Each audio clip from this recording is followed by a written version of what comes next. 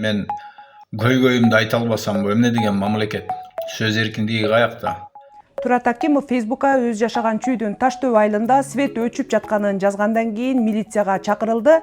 Журналист жана саясатталдоочу муну сөз эркиндигине болгон кысым катары баалады. Аламининский РОВДден опер чалат. Турат байке, сизди эртең тергөөчү күтүп атат. Ушундай келесизби дейт. Эмнеге келем десем, сиз ушундай жазып коюпсуз дейт. Жазып койсом эмне болуптур десем, тиги элдин тынчтыгын козутуп атасыз дейт. Кантип козутмак элем дедим. Бишкектин баарын суу каптап, көчөнүн баарын суу басып куюлуп атат. Эл нааразы болуп, ошонун баарын тартып көрсөтүп чыгарып атат.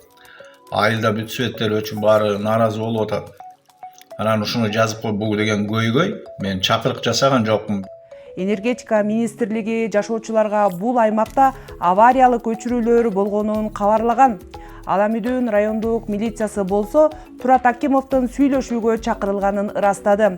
Журналист жазуу түрүндө кат келмейин барбай турганын айтты. Түшүндүрүү иштерин жүргүзүп кол дегенбиз дейт. Кандай өңүттө түшүндүрүү иштери болот экен ошондо? Свет өчтү деп жазбаш керек бекен?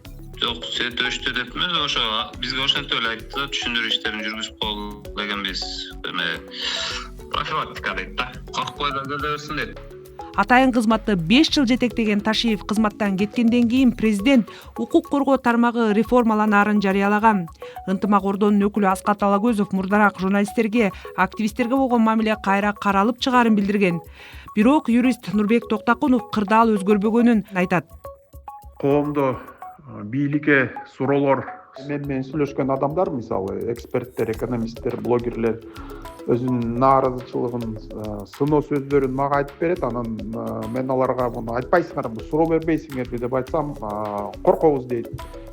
Сен айт дейт. А мен болсом бессмертный эмесмин да мен. Өзүм билгенимди, ишенгенимди айтам. Ошо мен өзүм билгеним боюнча ушул укук коргоо органдарда, соттордо, башкача айтканда, монда адилеттүүлүк институттарында адилеттин салмагы көбөйгөн жок. Күн мурун социалдык тармактын колдонуучусу Бактыбек Молдалиев камалганы белгилүү болгон. Бийликти сындап жүргөн бул жаран жапырт башаламандыкка чакырууга айыпталууда.